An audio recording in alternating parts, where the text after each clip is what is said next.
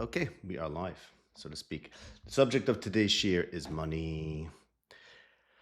Yosef collects all the money. So we're up to Perek Mem Zayin, Pasuk Yudalad, in the end of Parshas Vayigash, where Yosef institutes his economic order over the whole land of Egypt, taking advantage of the fact that there's this hunger to centralize and consolidate control in the hands of Paroi, whose name, Paroi's name is repeated, I think we counted 11 times, and the end of this whole description ends with the word Lifaroi, which is the second to last word, pasuk in the parasha. This is all about consolidating power in Paroi's hands, utilizing this crisis to make Paroi the owner and ruler, but owner of all the money, livestock, people, and lands in the whole Mitzrayim, except for the Kohanim, and significantly, the last pasuk in the parasha says Bnei Yisrael had a piece of land too. As we discussed in the previous year, there are two exceptions to the centralization of the whole land in Paro's ownership. One is the Kohanim, and the other one is the Bnei Yisrael, who are given an achuzah. It's original Bitcoin. Is what? Decentralized currency with the getting negotiating. Why is that decentralized? Because as opposed to the whole. They were out of the system. Yeah. So, okay, we spoke about the last time. Now we're going to focus on Psukim Yud Dalid. Notice Psukim Yud Dalid through Tes Zayin. There's a major focus on Kesef. Yosef collected Es Kol HaKesef. Okay, all the Kesef. And Vayovi Yosef is HaKesef Beso Faroi. The Kesef goes into Paro's control. Vayitoy my Kesef. No more silver. So they say, listen, Afes Kesef. And the pasuk Tes Zayin, Tes Vav. So Yosef says, listen, Im Afes Kesef, pasuk Tes Zayin, I'll take your livestock. Why? Because there's no silver. So the point is made, the word Kesef is repeated 5 times. The point is made loud and clear that coin is what he really wants. No kesef left after you collected kol kesef and ofes kesef, then he'll accept. Because vayitoy my kesef, it's all used up, then he'll accept susim miknetzayin. And then this also suggests, once we're noticing that there's this focus over here, of course that continues because it's only after the livestock is used up that they say, okay, next. You could have had a situation where, look, there's lots of things that have value. Kesef, livestock, lands, people. But no. First kesef. Only when all the kesef is used up, then we'll go to the next level, the mikneh.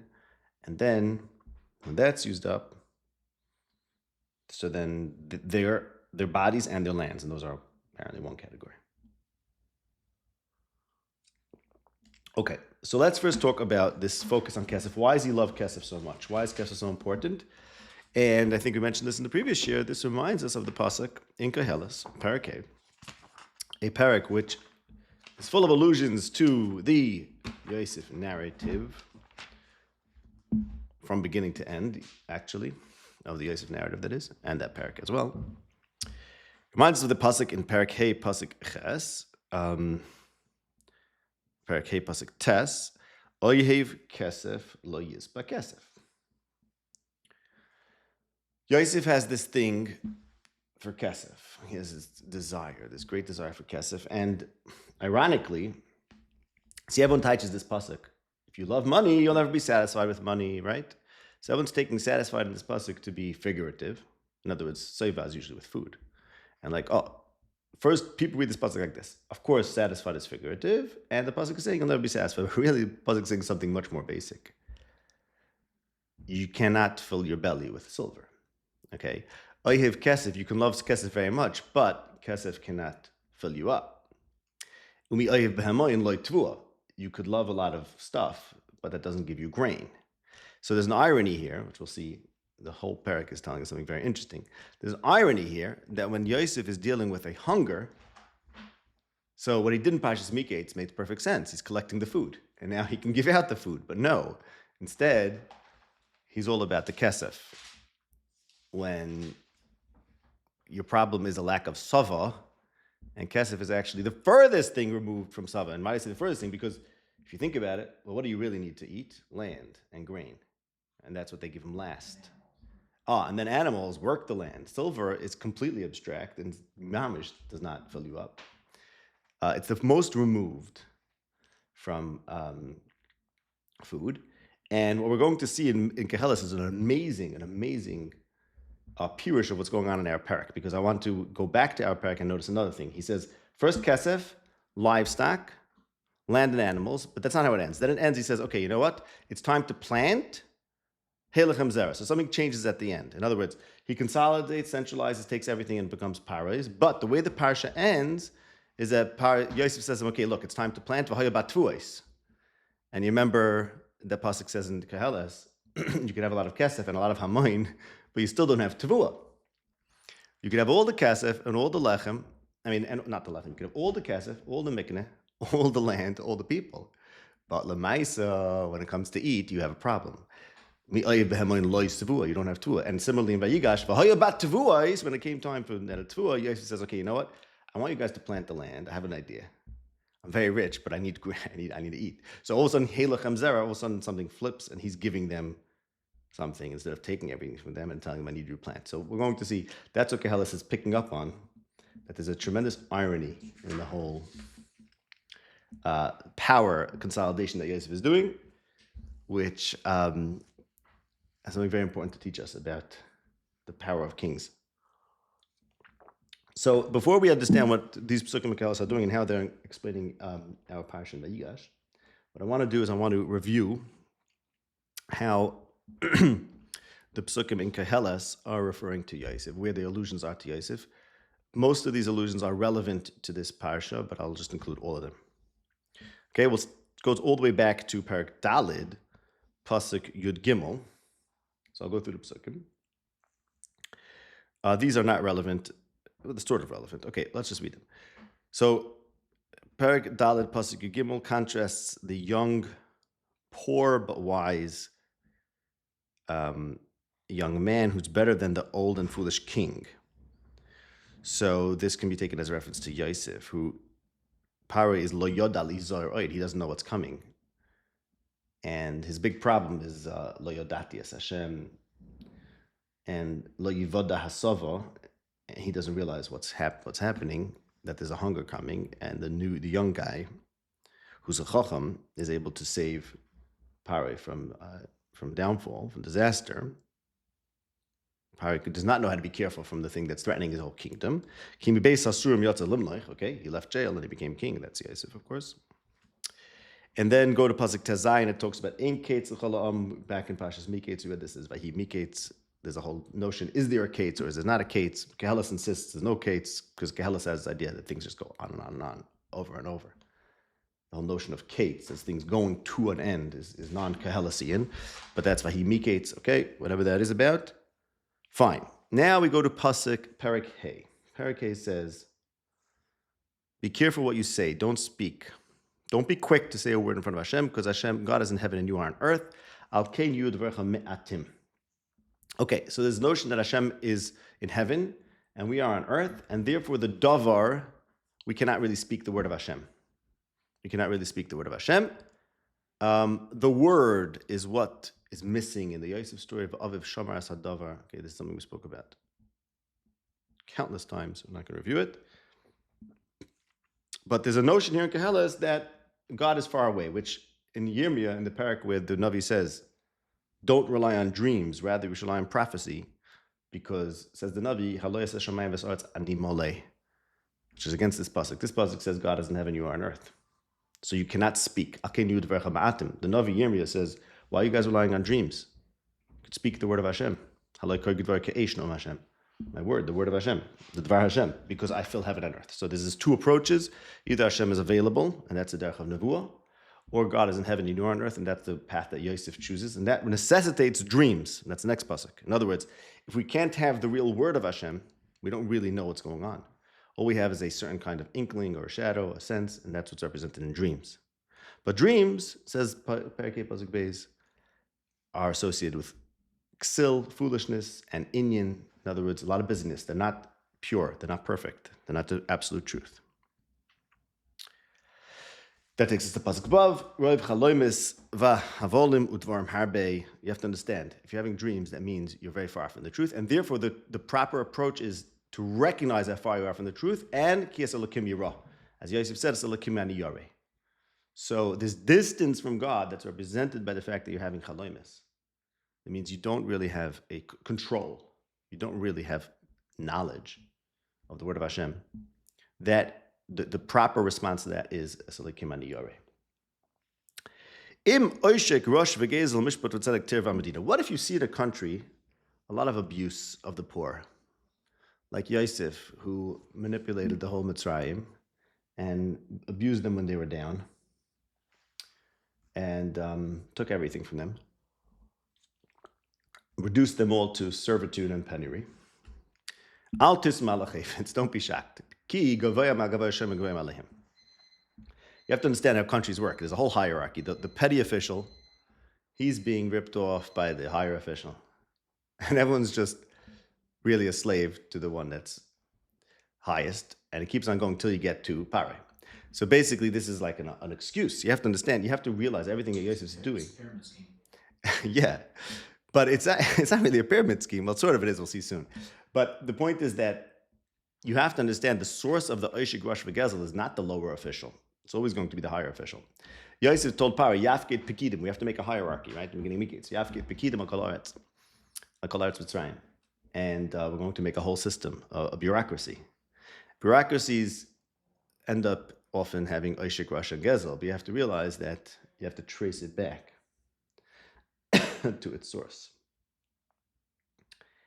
So it's all about Paro, right? And it's everything that's happening here is really Paro. Okay. Now, parenthetically, should we go into this now?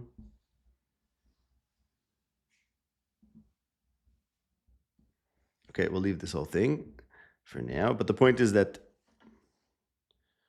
the oishik of the rush, the oishik of the poor that Yosef is doing, you have to realize is he's in the employ of Paro. Basically, he has no choice. He has to do whatever Paro.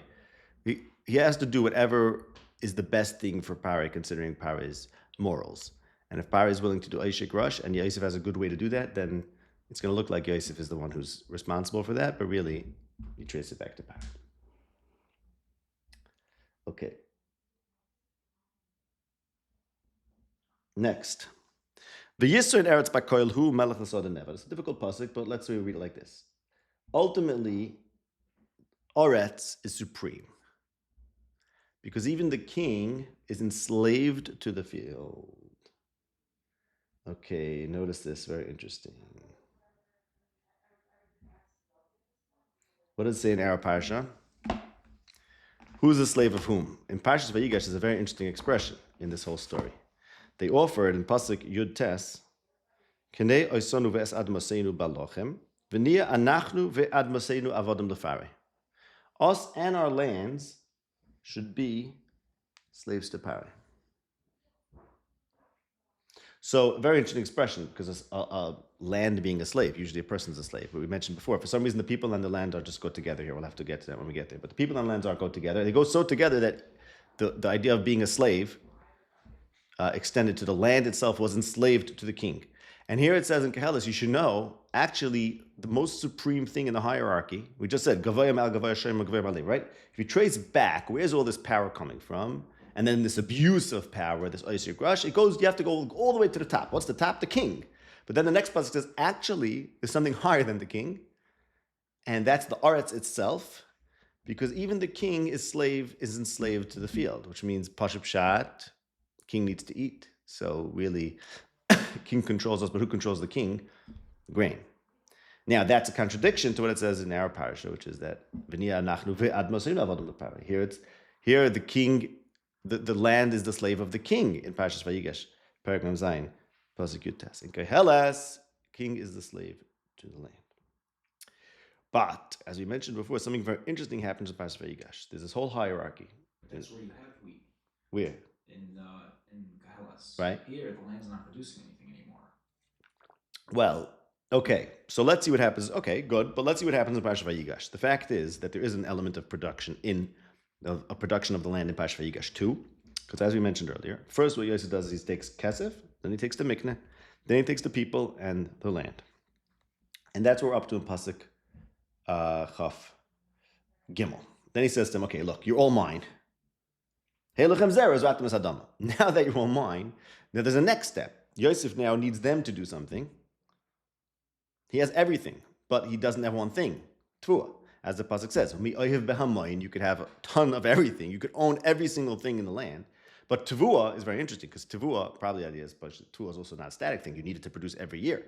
So you could own a lot of stuff, but you need generation. You need new things to come, which requires work, requires people. It's not just a static asset. So now you need Tavua. In order to get Tavua, you need to encourage the people to work. Now the people are all serfs and they're all owned by Paris, so you have to turn around and give them something. Till now he was taking for them, right? Hey lochem zer, very interesting expression. Hey lochem. Here, guys, seed. What's the point of saying hey lochem? I think because till now he's taking. Hein konisi. And now he's saying, okay, you know what? I changed my mind. We're changing tactics now. Till now everything was accumulation and gathering. And now he turns around, he says, actually, I have to give you something. Which means what? Well, sort of they own him. In a way, right? If him owning them, him as in representing power, him owning them is represented by the fact that he takes everything from them and they all become his or his master's power. Then when he gives something back to them, that's like, hey, wait a second. Who owns whom over here? I mean, who really needs who? So there is a contrast even within our parsha. Because in our parsha Vayigash, on the one hand it says, the land is the slave to Parai, but the way it ends is that Parai, or his proxy, his agent, turns around and says, I need the land, and therefore I need you, serfs, to work the land. Therefore, I need to encourage you and let you keep something, right? You only have to give a fifth, a fourth, and you can keep 4/5. No such thing as complete ownership, basically. Okay, so we'll get back to this soon, but basically we have a contradiction to sort of like a contradiction here. There's avodim lepare, the land is the eved, and the Arkelis insists that the king is the eved to the sadeh. We're showing that really in Parshas Vayigash there's this tension. Another place we have this tension in Parshas Vayigash, or not tension, but something about who is the real king. So Parshas Vayigash ends with Bnei Yisrael do have an achuzah, as we mentioned earlier. So who's king? Who's powerful? The king, Pare gets all the power. But ultimately, Pare needs the land, and Bnei Yisrael do have land, as do the Kohanim. So that points to different loci, I guess is the right word, of power. On the one hand, it's Pare, but on the other hand, Pare really needs the land, and Bnei Yisrael have land. You have land, you're good. Because even the king needed the land. Okay, let's go now to Pasuk Test, the one we started with. Oyev kesef lo yizba kesef. So that's the irony. We're looking for Sava. The problem is the Sava. Let's not forget what this is all about. Back in Parshas Vayigash, we had a very practical problem. People are going to be hungry. That was the problem in the beginning. I'm saying Parshas Miketz. The beginning of Parshas Miketz, the problem was people are going to be hungry. And what does Yosef do about this problem? He says, I want to talk about Kesef. What an irony it is, because as the Pasuk says, V'lechem ein b'chol ha'aretz, and here you're busy with Kesef. And Kesef is the one thing that lo yizba Kesef, it doesn't make you full. Ayev behemoin. So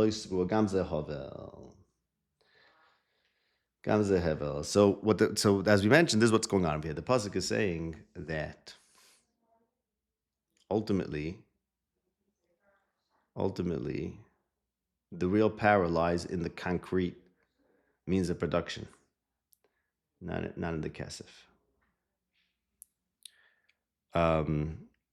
Like the last pasuk says, Melech v'soda nevad. Ultimately, the king needs the field. Because kesef is all very nice, but kesef doesn't fill you up. Kesef stands as a proxy for what fills you up, right? You know a little economics? Meaning kesef is only interesting, why? Yeah, what could you do with kesef? Well, you can get mikneh, and you can get adama, and at the end of the day, you can get tvua. So there's a very interesting move happening over here. On the one hand, Yosef makes all the power of Parai, consolidates it in the kesef.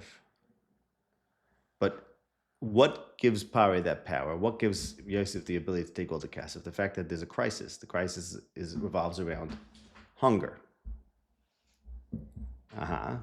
So now who becomes a slave? Well, Paro, what he did was like this. Paro just did something very interesting. He utilized the fact that there was a hunger crisis to consolidate all the power around Kesef. War powers. Yeah, sort of. And Kesef is the one thing that doesn't fill you up.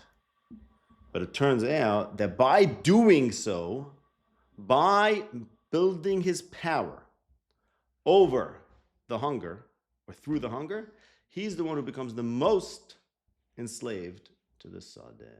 This is the irony here. This is the irony. I want to explain exactly what I mean. Let's say you're a farmer in Mitzrayim, right? So you need the field to produce.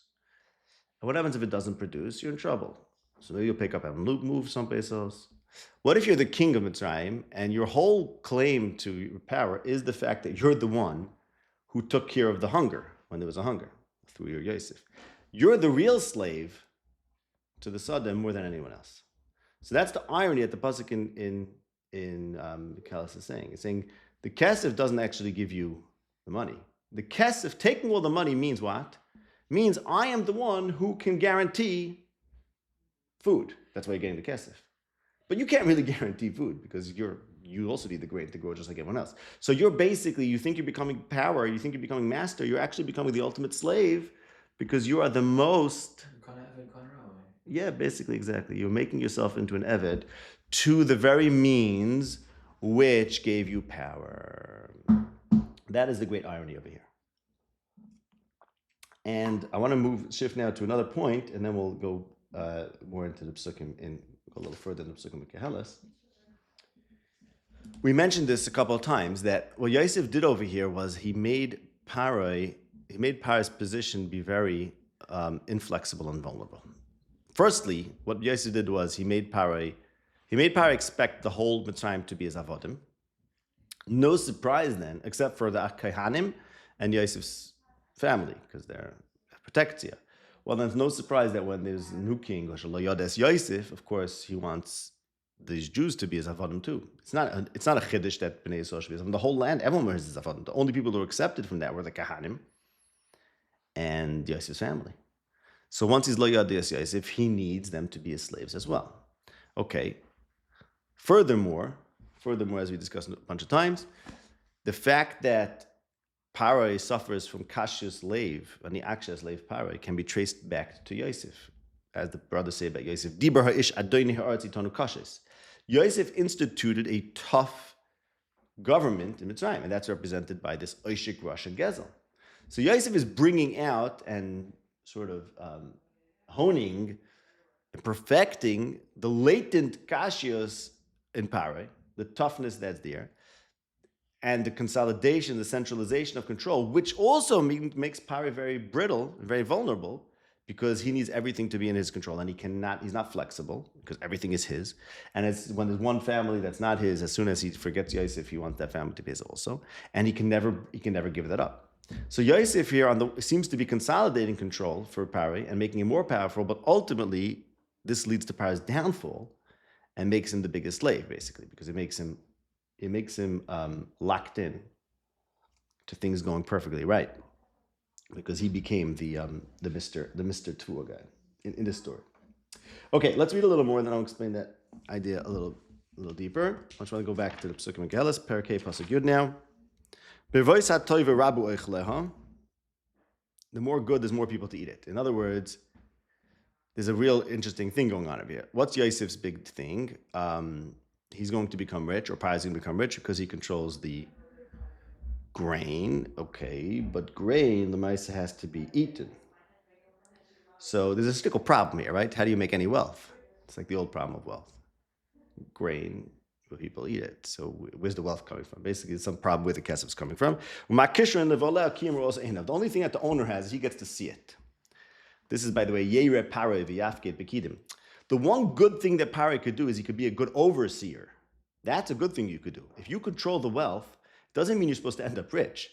It means you're supposed to be the one who was able to see how the system works. Okay, there's this amount of food, that guy needs food, and then there's some need over there. That's what you could do well, and that's what Yosef recommended to Paro in Parshas Miketz. Yere Paro v'yafkid bekidim, because Hashem gave Paro a view of what's to come, so that Pari should know, oh, I'm supposed to have insight and I'm supposed to have a certain kind of perspective because I'm the king that enables me to take care of my country. But instead, Yosef here tries to make Pari wealthy, but there's something deeply wrong with that because there's more people to eat the food. So how come I'm getting rich on this? Okay, that's sort of what the pasuk, something like that. Next pasuk, Mizuka shenas ha'ovid im atim harbe yochel v'hasava le'ashir inenu maniach le'deshain. Okay, a worker maybe doesn't eat a lot, but he sleeps sweetly. Why does he still sleep sweetly? Because he worked hard, and now he goes to sleep. He has nothing on his mind. He barely has anything to eat. The rich guy has so much food. First of all, Pashup Pshat is saying you go to sleep full, you can't sleep because you can't sleep on a full belly. It's something easier to sleep on an empty belly. There has to be the right amount. But he has something to eat, but not too much. But also, I think it might mean that he has a lot on his mind because why is he so full? Because he's managing a lot of different stuff. He's got a lot going on. So therefore, he can't sleep. Now, in our parsha, we have the Oivdim, who get barely enough food to get by, and they have to pay a lot of taxes to Pari. And they're the workers. And then there's the people on top, like Pari. Pari had this dream, and Pari couldn't sleep. Pari couldn't sleep. Why can't Pari sleep? Because he's thinking about too much. He's got too much on his mind. He's the Usher and the Sava. But the real winners are the ones who are involved in the concrete task of making the grain. Understand what I'm saying? A little bit, not so much? I think so. Okay, yeah, it's Pashut. Now, but there's one Nikud here we're going to get to soon, tie it all together. There's one really very interesting idea that's happening and ties all these ideas. I mean, it really brings it down. I want to get to the psukim. But yeah, so far, fine, Pashut. Next pasuk, that terrible thing that a person could be very wealthy, and that's only really going to be for his evil, like Pari lost all his wealth, and like we were saying before, that the very fact that he made Pari so wealthy made him too powerful and too tough and not willing to bend and not willing to yield and give up anything. Maybe that's why you gotta pay your worker before sunset, because otherwise he actually goes to sleep. You're not gonna... Right. He'll sleep better than you. What? Yeah, he goes to sleep. Gotta pay him before you worry the thing. The boss can't sleep at night anyways. Okay, so now let's understand what's going on over here. Okay, that's the irony happening over here. Again, the irony in our parsha is that,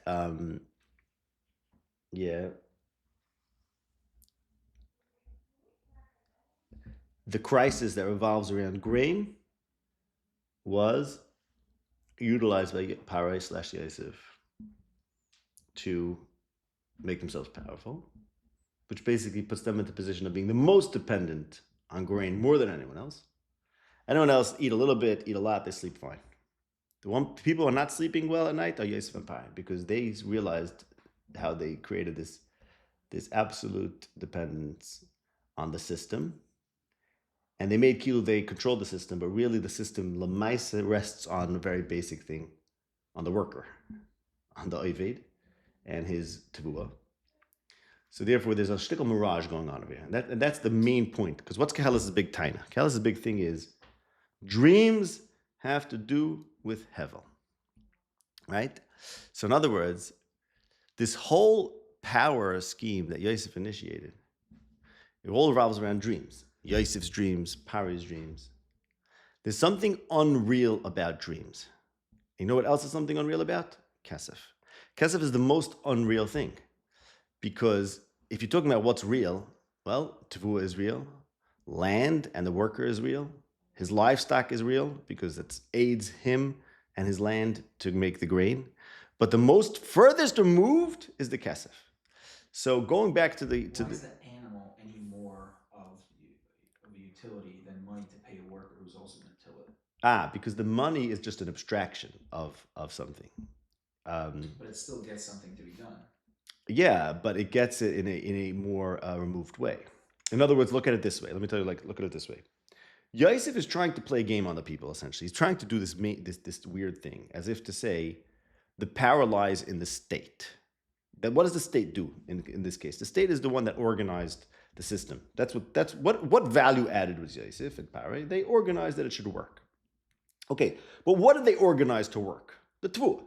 So if you ask, what's the underpinning of the Egyptian economy? The Tvua.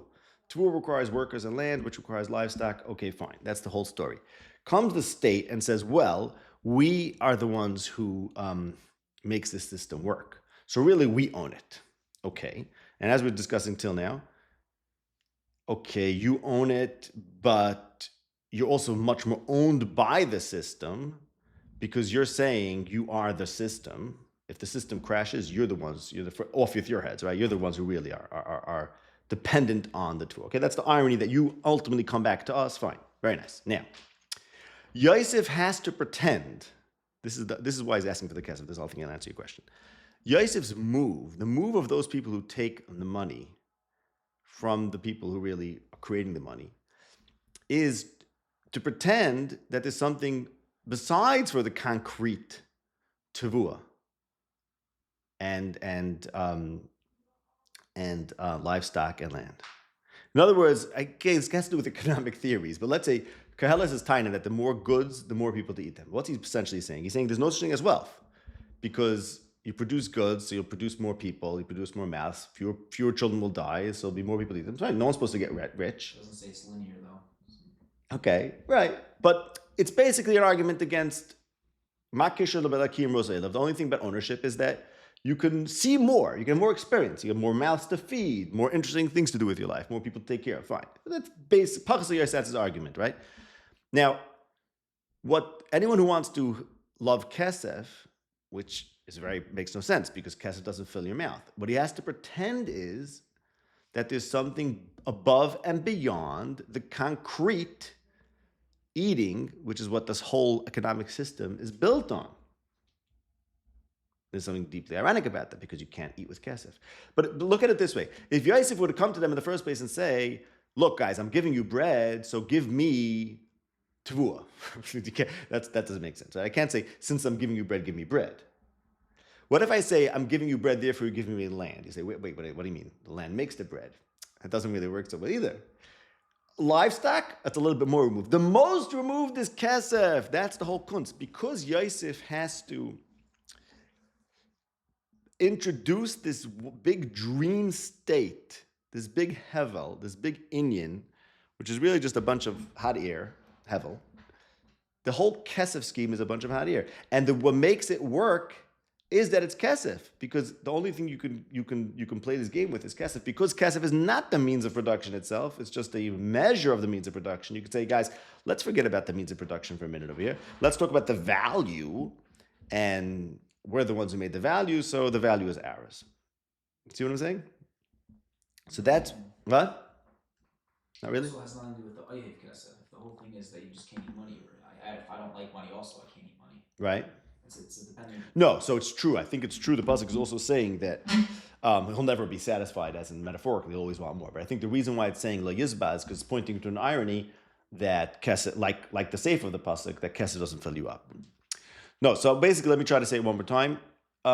There's a big irony to everything that Yosef is doing because he is building wealth on the basis of grain. That's Lamaisa, where all the wealth came from, the grain, and he's doing that by basically taking the grain from the people to produce it, but ultimately turns around then and says, well, I need you guys to work. So this whole thing was just like a financial, chicanery? Is that how you pronounce the word? But financial engineering, what? Something like that. Because he was moving things around. If it's wrong, butcher it a different way.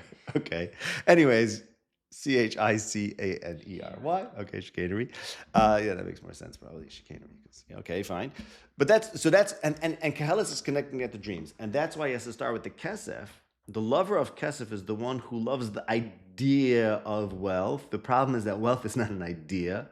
Wealth, at the end of the day, has to rest on something, and therefore you could try to make yourself into a king by focusing on the idea of it, but ultimately you're going to have to come back to the concrete thing. And what's it called? And then the concrete thing controls you. That's what's happening here in Kalas. And the sleep point is like this. He's saying, look, this is all associated with the dreams. Why? Because where do dreams come from? From too much thinking. Inyan, Roiv Dvarim. The worker, the guy who's actually in touch with the concrete world, he doesn't dream. He goes to sleep, boom, he's out cold. Why? Because he put in a hard day's work. He has land. He's working with his hands. He's actually doing something concrete. Doing something concrete makes you sleep sweetly. This whole business that guys can't sleep at night, Pari's having dreams and Yosef's having dreams. You know why this is happening? Because they're all in the world of Hevel. They're all in the world of ideas. They have too many ideas. And when you have too many ideas, you could conjure up all these cool other ideas like, let's pay for my value added, even though it rests on tool. Let's try to forget about that for a while till we eventually have to come back to that. Okay, that's what's happening. And that's what the point that Cal is making. Now I want to show you an amazing thing, how this is all there in Yosef's dream. Yosef's dream, because what was Yosef's dream? Grain bowing to grain, right? We always think about it. Stalks represent the brothers and the stalks represent him. But there's also the element of course, of grain ruling, and Yosef consolidated his rule around grain. Okay, grain equals power. That makes sense, because not only did Yosef come to power through grain, but he also, as we're learning now, consolidated Pari's power of the whole of Egypt through the grain. But there's something very ironic, which is, in the dream, grain is bowing to grain. So is grain the slave, or is grain the king? So the answer is this very stira. In Vayigash it says, land is the slave. So that's like the grain bowing. But in Koheles it says grain is king. So that's why in Yosef's dream the grain is bowing to the grain. Grain is king, Melech L'Sad and Evad. That means unless you're grain, you're an Eved, and you're not grain. You're the person. The person actually needs grain. So you could be a king all you want, but you have to eat. And if you have to eat, you're the Eved to the grain. So basically, this stira, so to speak, that in Vayigash it says the Adam is Eved Pari, and in Koheles it says Melech L'Sad and Eved, are the two sides of Yosef's dream, because the two things are both true. You're going to make a rule that revolves around grain, but that's actually making grain into the ruler, and then therefore you should know you're not grain, you're a person, so you're an Eved too. Okay.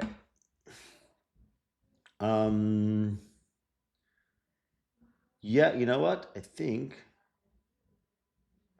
right, just to say the point that I was saying before, that the very fact, and it's not just the content of the dream, Koheles is also saying the very fact that it was a dream indicates that there's something here that's very ephemeral, something fake.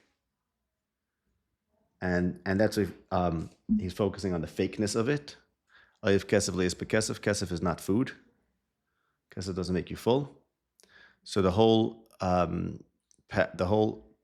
control and power that Yosef achieved through kesef is very appropriate for a control that was foreseen in dreams, because there's something very dreamlike and very fake about this whole state. Okay, that's it. Is this clear or not? It is, right? Very clear. Okay, so tachlis. So what did I explain just to review? Number one, that is a major focus on kesef. It's only after the kesef is complete that he goes down, and that's because Yosef is trying to actually avoid confronting the actual means of production, and that's why there are various stages, because the closer you get to the Adama, the more absurd the whole thing becomes, because here you're taking their land because you're giving them bread. You might as well be taking their bread because you're almost taking their bread because you're giving them bread, right? And this is really a whole deep problem with trade, like the economists talk about this. Like, where does the wealth come from? You're just moving things around. Okay, say that, but that's sort of what's going on over here. Yosef is sort of moving things around, and because of that, he claims to be the king, the one in power, and says Koheles, this is all very nice in a dream, meaning a symbolism, but if you actually get closer and closer to reality, like the worker is, then you'll stop dreaming and you'll start working, and that's what we see. And then the king is actually going to say, hey, you know what, I actually need them more than, in a certain sense, more than they need me, and that's what we see happening in Parashat Vayigash. Okay.